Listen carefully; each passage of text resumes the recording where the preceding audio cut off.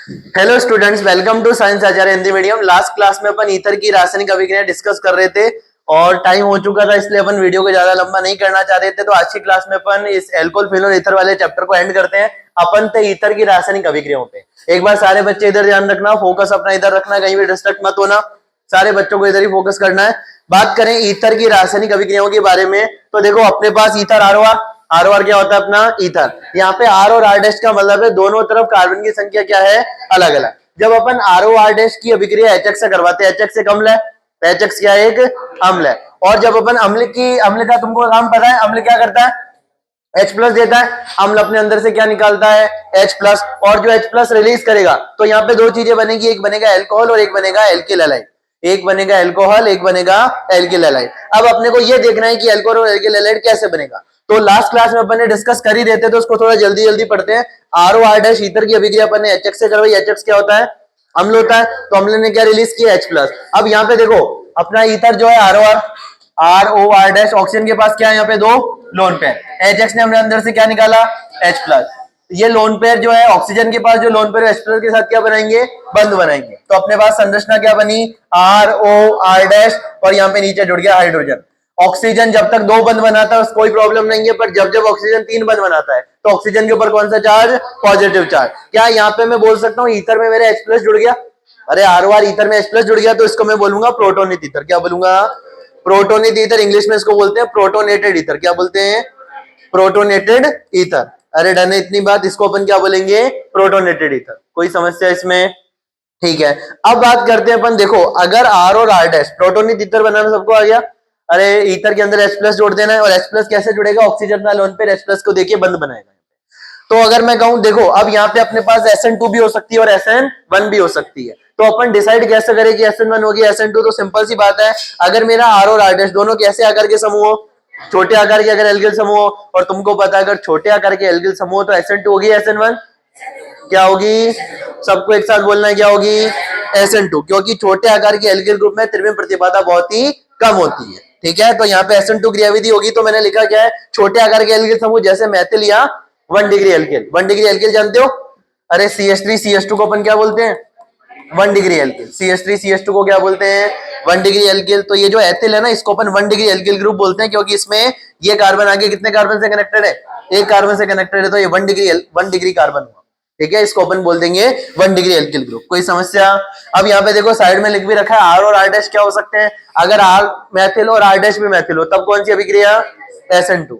Are Maithil हो जबकि are dash क्या हो, 1 डिग्री एल्किल, तब भी SN2। अगर दोनों 1 डिग्री एल्किल हो तब भी SN2। पर कोई बोले सबसे जल्दी अभिक्रिया कहाँ होगी, जब दोनों तरफ कौन से ग्रुप हो, मैथिल ग्रुप, दोनों तरफ छोटे छोटे आकार के समूह, तो आसानी से अभिक्रिया संपन्न हो सकती है। यहाँ पे बात करते हैं अपन X माइनस की अभिक्रिया करवा रहे हैं। अब SN1 कब हो सकती है, देखो यहाँ पे तो SN2 ही, क्योंकि छोटे आकार के समूह थे।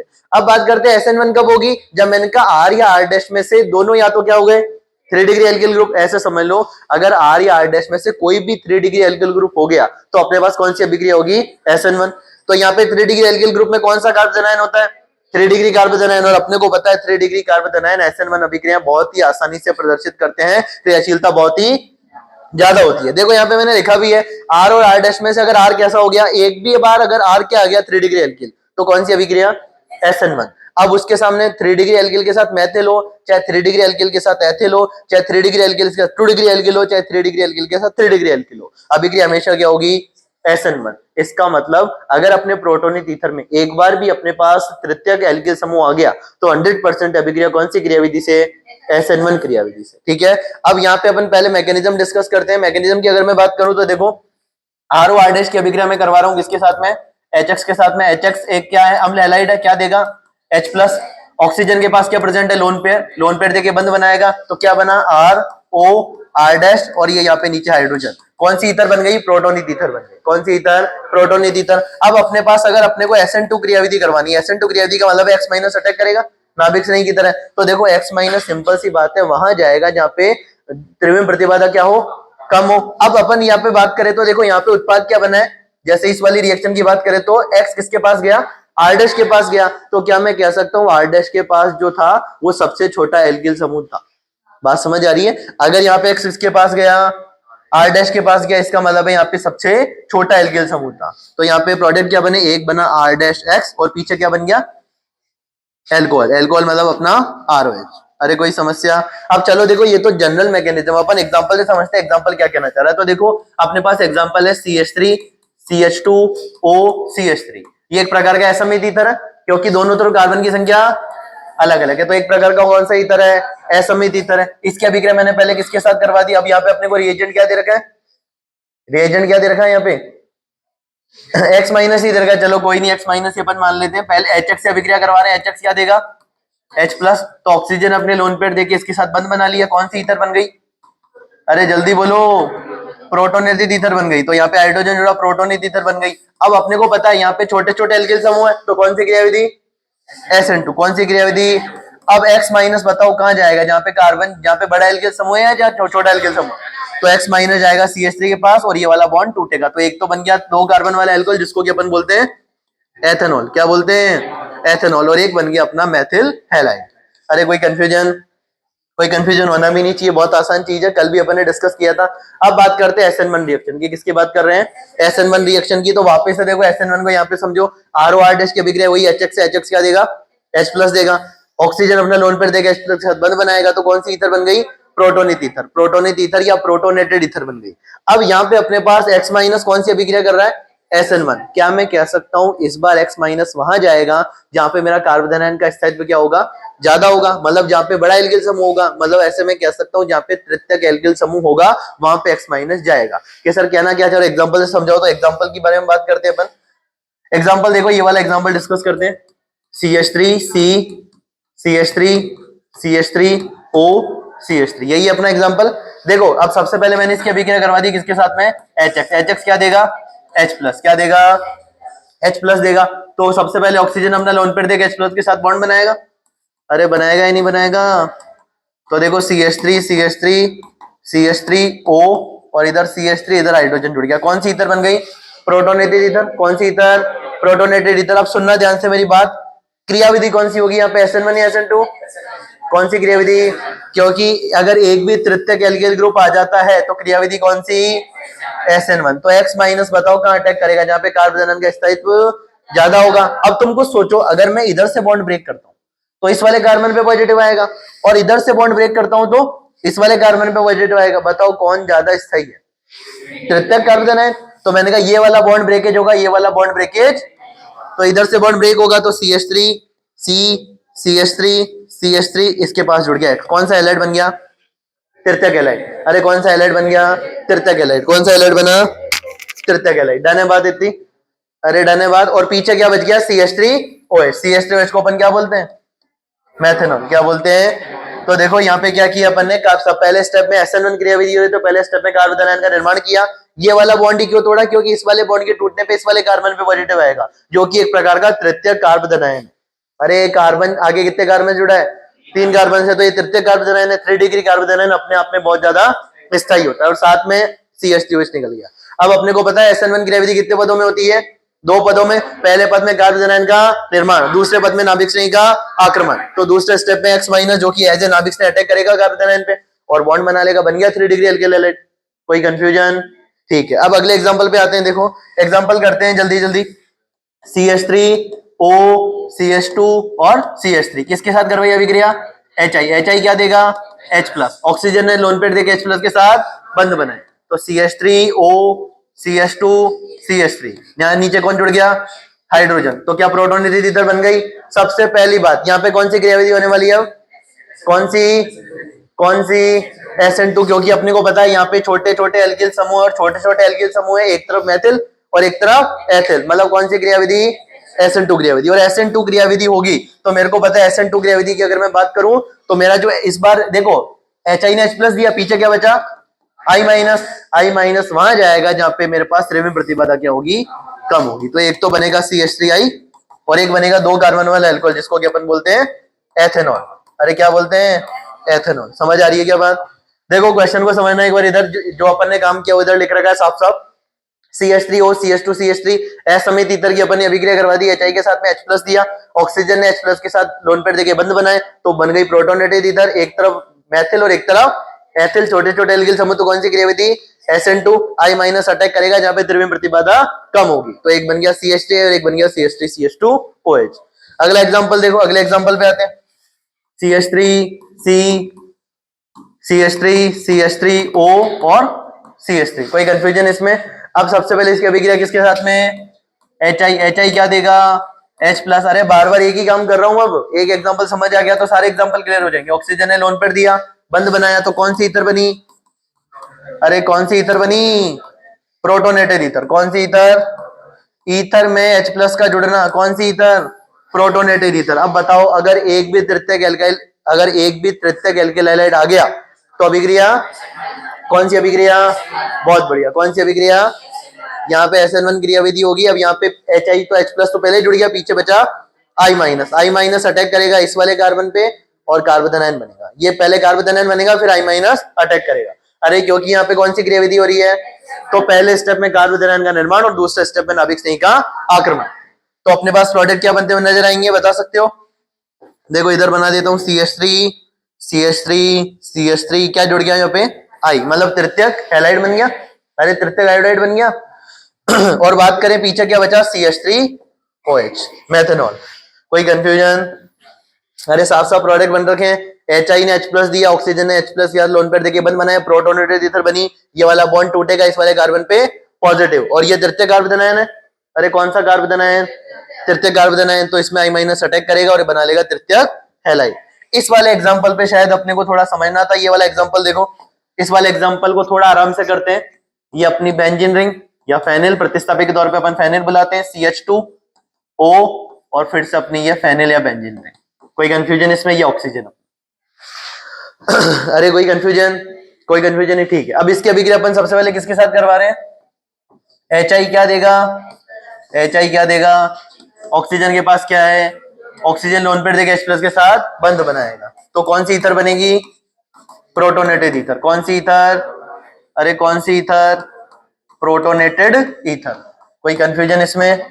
बन गई प्रोटोनेटेड ईथर, ये H लगाते ही प्रोटोनेटेड ईथर। अब सुनना ध्यान से बात मेरी, अगर मैं ये वाला बॉन्ड ब्रेक करता हूं, ध्यान से सुनना, अगर मैं ये वाला बॉन्ड ब्रेक करता हूं तो इस वाले कार्बन पे पॉजिटिव चार्ज आएगा, और अगर मैं ये वाला बॉन्ड ब्रेक करता हूं तो इस वाले कार्बन पे पॉजिटिव आएगा। बताओ फर्स्ट और सेकंड में से कहां पे कार्ब धनायन का स्थायित्व ज्यादा है? क्योंकि फर्स्ट वाले में क्या हो जाएगा? अनुनाद। बात समझ आ रही है? और मैंने तुमको एक बात बता रखी है, अगर बेंजीन के जस्ट ऊपर बेंजीन वाले कार्बन पे पॉजिटिव है ना, फेनिल धनायन जिसको अपन बोलते हैं, वो बहुत ज्यादा क्या होता है? अस्थायी होता है। अतः वो वाला उत्पाद बनना संभव। इसका मतलब पॉजिटिव यहाँ पे आएगा, और जहां पे पॉजिटिव आएगा वहीं पे कौन अटैक करेगा? अरे HI का आयोडीन वाला नाभिक नहीं कहां अटैक करेगा? इस वाले कार्बन पे। तो अपना एक प्रोडक्ट तो बनेगा, CH2 के साथ कौन जुड़ गया? I, और पीछे क्या बचा अपना? प्यारा सा फिनॉल। क्या बना? कोई कंफ्यूजन किसी को? कोई कंफ्यूजन? मैकेनिज्म देखो जल्दी से। अपन ने सबसे पहले इसकी अभिक्रिया करवाई HI के साथ में। HI ने क्या दिया? H प्लस, ऑक्सीजन अपने लोन पर देके H प्लस के साथ बंद बनाया, कौन सी ईथर बनी? Protonated ether. अब कम से कम 10 बार बता चुका हूं प्रोटोनेटेड ईथर कैसे बन रही है।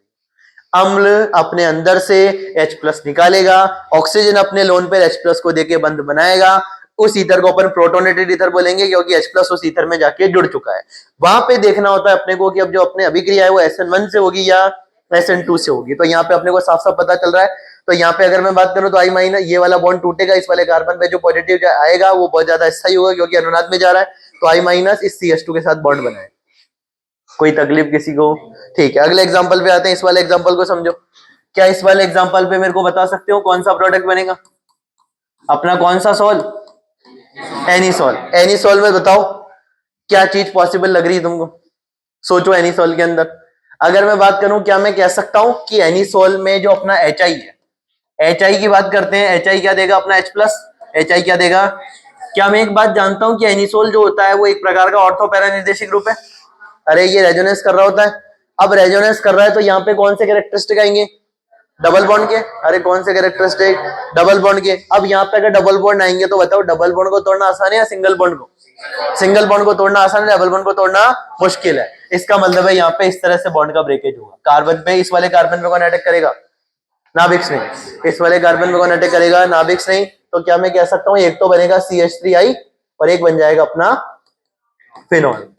बात समझ आई क्या? इसके पीछे का रीजन क्लियर है, क्योंकि एनिसोल में ऑक्सीजन का जो लोन पेयर है बेंजीन के साथ क्या कर रहा है? अनुनाद कर रहा है। इस वजह से यहाँ पे कौन से कैरेक्टरिस्टिक? डबल बॉन्ड के कैरेक्टरिस्टिक, तो इसको तोड़ना मुश्किल। और तुम ऐसे भी सोचो ना, अगर इसको तोड़ेंगे तो बेंजीन पे पॉजिटिव चार्ज आ गया, और फेनिलएलएन बहुत ही ज्यादा अस्थायी होता है। तो यहाँ पे CH3 के साथ आयोडीन बॉन्ड बनाता है और साथ में फिनॉल बनता है।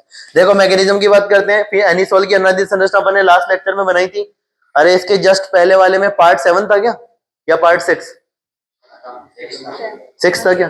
हाँ, तो जस्ट पहले कल वाले वीडियो के अंदर अपन ने एनिसोल की अनुवादित संरचना बनाई थी। तो वहां पे अपन देख सकते हैं कि जब अपन एनिसोल की अनुवादित संरचना बनाते, वापस से देख लो, ये वाले लोन पेयर कहाँ जाएंगे, रेजोनेंस में। तो एक बार ऑर्थो पे नेगेटिव, फिर पैरा पे, और फिर वापस से ऑर्थो पे। ऑर्थो पैरा पे नेगेटिव आ रहा है, और यहाँ पे कौन से कैरेक्टरिस्टिक आ रहे हैं, डबल बॉन्ड।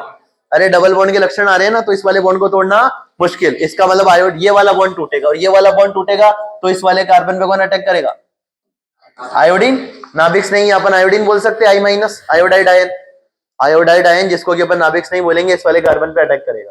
कोई कंफ्यूजन? देखो मैकेनिज्म, सबसे पहले वही एनिसोल ने ऑक्सीजन ने लोन पेयर देकर H+ के साथ बंध बनाया, तो कौन सी ईथर बन गई, प्रोटोनेटेड ईथर। कौन सी ईथर, प्रोटोनेटेड ईथर। ये वाला बॉन्ड टूटेगा और ये I माइनस इस CH3 के साथ बंध बनाएगा, तो क्या बन गई, CH3 आई अपनी मैथिल आयोडाइड और साथ में फिनॉल। एक बना अपना मैथिल आयोडाइड और एक बनी अपनी फिनॉल। कोई कंफ्यूजन किसी को इसमें? अब अपन डिस्कस करने वाले लास्ट रिएक्शन। 5 मिनट में चैप्टर खत्म हो रहा है, सुनते जाना जल्दी से। अपन ले रहे हैं एल्कोहलों का निर्जलीकरण। हेडिंग क्या है आज की अभी अपनी, एल्कोहलों का निर्जलीकरण। निर्जलीकरण सबको पता है, वाटर का रिमूवल, रिमूवल ऑफ वाटर, जल का निकलना। तो देखो अपन क्या कर सकते हैं, देखो यहाँ पे रिएजेंट अपने को ध्यान रखना है। अपन ने एथेनॉल की अभिक्रिया किसके साथ करवा दी, टेम्परेचर भी इंपॉर्टेंट है। एथेनॉल की अभिक्रिया करवाई अपन ने 140 डिग्री सेल्सियस पे, किसके साथ में, कंसंट्रेट H2SO4 और कंसंट्रेट H3PO4। ये एथेनॉल की अभिक्रिया अपन ने करवाई 140 डिग्री सेल्सियस पे, किसके साथ में, कंसंट्रेट H2SO4 या कंसंट्रेट H3PO4। अपना H2SO4 सल्फ्यूरिक अम्ल और H3PO4 फॉस्फोरिक अम्ल। तो यहाँ पे अपन ने क्या बना दी, ईथर बना दी। अब ईथर बनने की कहानी अपने को समझने की, ईथर अपन ने बनाई कैसे। अगर बात करें सिर्फ आपको ट्रिक जानिए, तो ट्रिक जाने का सिंपल सा तरीका है, CH3 CH2OH। एक अपने पास एथेनॉल, एक एल्कोहल, ऐसे लिख लिया अपन ने, एक एल्कोहल ऐसे लिख लो। अरे ये भी एथेनॉल है ना, एक से H और दूसरे से OH। वाटर का रिमूवल करवा दो, माइनस क्या हो गया, वाटर, और किसको जोड़ दो, CH3 CH2O, और इधर कौन है, CH2 CH3। अरे इधर बन गई, ठीक है। पर अभी अपन इसकी मैकेनिज्म के बारे में थोड़ा बहुत डिस्कशन करेंगे कि किस क्रियाविधि से संपन्न हो रहा है। क्रियाविधि के बारे में देखो आइडिया दे देता हूं थोड़ा सा। सबसे पहले तो अगर अपन बात करें, यहाँ पे अम्ल है ना, अरे कंसंट्रेट H2SO4 की बात करें, चाहे कंसंट्रेट H3PO4 की बात करें, यहाँ पे क्या है, अम्ल है। अम्ल क्या देते हैं, H+ देते हैं। तो यहाँ पे H+ कहां से आ रहा है, समझ आ रही है ना बात, ये H+ आ कहां से रहा है, अरे H+ कहां से आ रहा है, तो ये अपने पास था एथेनॉल। एथेनॉल की अभिक्रिया करवाई अपन ने H+ के साथ में। ऑक्सीजन के पास क्या है, lone pair, oxygen lone pair देके बंद बनाएगा, तो CH3 CH2OHH। अब ऑक्सीजन 3 बंद बना रहा है, तो पॉजिटिव चार्ज। कोई कंफ्यूजन? ठीक है, आगे बात करते हैं अपन। तो देखो अपने पास एक और एल्कोहल का अणु ले लिया मैंने, CH3 CH2OH। इसकी अभिक्रिया करवा रहा हूं इस वाले प्रोटोनेटेड एल्कोहल के साथ। एल्कोहल में H+ जुड़ गया ना, एल्कोहल में क्या जुड़ गया, H+, तो इसको क्या बोलूंगा, प्रोटोनेटेड एल्कोहल। तो CH3 CH2O पॉजिटिव HH। अब एक बात बताओ तो सिंपल सी, कि ऑक्सीजन पे पॉजिटिव चार्ज क्या कभी स्थायी हो सकता है? ऑक्सीजन पे पॉजिटिव चार्ज का आना अपने आप में बहुत ज्यादा अस्थायित्व को बताता है। अपन ने उच्च विद्युत ऋणात्मक परमाणु पे पॉजिटिव चार्ज लगा दिया है, और उच्च विद्युत ऋणात्मक परमाणु पे पॉजिटिव चार्ज जो है वो क्या होता है, बहुत ज्यादा अस्थायी। मतलब वो उच्च विद्युत ऋणात्मक परमाणु है, वो अपने ऊपर पॉजिटिव चार्ज रखना वैसे ही पसंद नहीं करता। अब होगा क्या, ये वाला बॉन्ड टूटेगा, और ये वाला बॉन्ड टूटेगा, तो इस वाले कार्बन पे क्या आएगा, पॉजिटिव चार्ज। और ये एल्कोहल एज ए किसकी तरह, नाभिक स्नेह की तरह अटैक करेगा इस कार्बन पे। देखो सुनते जाना क्या हो रहा है। इस एल्कोहल ने इस कार्बन पे अटैक किया, तो CH3 CH2 ऑक्सीजन अटैक किया ना, एक हाइड्रोजन है इसके पास पहले से, है या नहीं है। ऑक्सीजन एक लोन पेयर देके बंद बनाया इस CH2 के साथ में, और CH2 के साथ और कौन है, CH3। अरे वाटर तो पहले ही निकल गया, ठीक है। अब बताओ इस ऑक्सीजन पे कौन सा चार्ज आ गया, पॉजिटिव चार्ज। और ये हाइड्रोजन के साथ क्या कर लेगा, इस बॉन्ड को ब्रेक कर लेगा। अरे हाइड्रोजन के पास कितने इलेक्ट्रॉन है, हाइड्रोजन ऑक्सीजन के भी 2, तो ये वाला बॉन्ड टूटेगा, ऑक्सीजन में कौन से लोन पेयर आ जाएंगे, और पॉजिटिव चार्ज खत्म हो जाएगा। तो अगले स्टेप में CH3 CH2O CH2 CH3। Mechanism समझ आई क्या? एक बार वापस सुनो। सबसे पहले अपन ने अपने पास एथेनॉल था, एथेनॉल की अभिक्रिया अपन ने, क्योंकि H प्लस कहां से आया, क्योंकि अपने पास अम्ल था, कंसंट्रेट H2SO4 या कंसंट्रेट H3PO4। अम्ल ने H प्लस दिया, ऑक्सीजन ने लोन पेयर देके H प्लस के साथ बंध बनाया।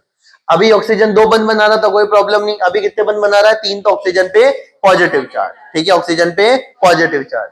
अब मैंने कहा इस ऑक्सीजन पे जो पॉजिटिव चार्ज आया है, ऑक्सीजन पे पॉजिटिव चार्ज आना मतलब अपने आप में बहुत ज्यादा अस्थायित्व। अपन ने क्या कर दिया, उच्च विद्युत ऋणात्मक परमाणु पे पॉजिटिव लगा दिया। ये कहता घूमता है कि मैं संसार के उच्च विद्युत ऋणात्मक परमाणुओं में से एक हूं। फ्लोरीन, ऑक्सीजन, नाइट्रोजन, सबको पता है ना उच्च विद्युत ऋणात्मक तत्व होते हैं या नहीं होते, होते हैं। तो यहाँ पे पॉजिटिव आ गया, तो ये यहाँ से बॉन्ड को ब्रेक करेगा, यहाँ से बॉन्ड को ब्रेक करेगा तो पास वाले कार्बन पे क्या आएगा, पॉजिटिव आएगा।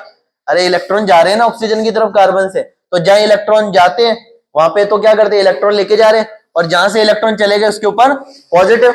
अब इस वाले कार्बन पे अटैक करता है ये पूरा एथेनॉल एज ए नाभिक स्नेह। मैंने बोला था अल्कोहल का पूरा अणु नाभिक स्नेह की तरह व्यवहार करता है, तो ये पूरा अणु अटैक करेगा यहाँ पे। ऑक्सीजन अभी 2 बंध बना रहा था, इस पे जब अटैक करेगा तो कितने बंध बना लिए, 3। इस ऑक्सीजन पे पॉजिटिव आ गया, फिर और गड़बड़ है, तो ये अपने अंदर से क्या निकाल देता है, हाइड्रोजन, और उस वजह से ऑक्सीजन का पॉजिटिव चार्ज क्या हो जाता है, खत्म। तो अपने क्या बन गई, ईथर। क्या बन गई, ether.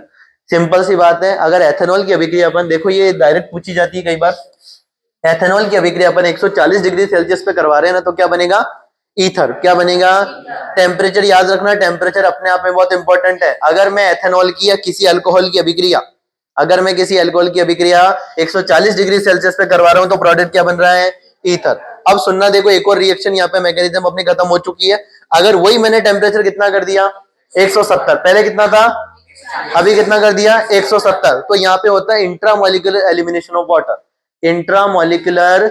Intramolecular elimination of water का मतलब है एक ही अणु के अंदर से क्या निकलता है, जल निकलता है। एक ही अणु से जल निकलेगा, कैसे निकलेगा, देखो CH3 CH2OH, एथेनॉल है। अरे एथेनॉल है क्या बीबी, इस एथेनॉल को मैं ऐसे लिख सकता हूँ CH3 को CH2H करके। तो बताओ जब यहाँ पे 140 की जगह तापमान कितना हो गया, 170, तो यहाँ पे पानी एक ही अणु के अंदर से निकलेगा, तो बताओ CH2 डबल बॉन्ड क्या बन जाएगी, CH2 क्या बन गई, एल्कीन। क्या बन गई, क्या बन गई। तो याद रखना यहाँ पे अपना चैप्टर एंड हो चुका है।